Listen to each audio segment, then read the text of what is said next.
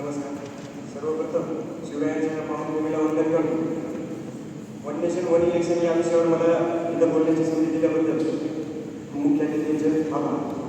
One nation one election हा विचार भारतातील निवडणूक व राजकारण सुव्यवस्थित करण्यासाठी गरजेचं आहे. कारण काही दिवसापूर्वी तिथे म्हणजे एक रिपोर्ट मांडला.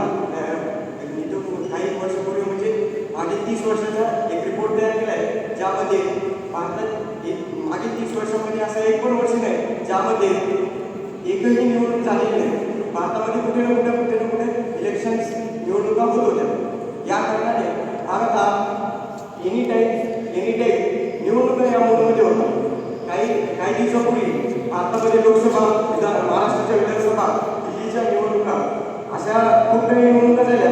पण आपण पाहिलं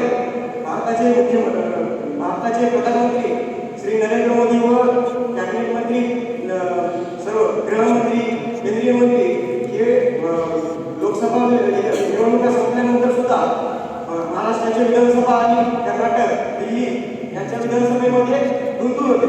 पण जे त्यांचा टाइम वेस्ट करत होते, आपण लोकसभेला त्यांना निवडून दिल्यानंतर सुद्धा ते त्यांच्या स्वतःच्या पार्टीसाठी, त्यांच्या स्वतःच्या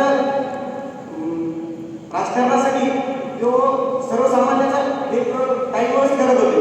यामार्फत वन नेशन यामार्फत आपण तो काळ एक 5 वर्षामधून एकच वेळेस मॅनेज करू शकतो.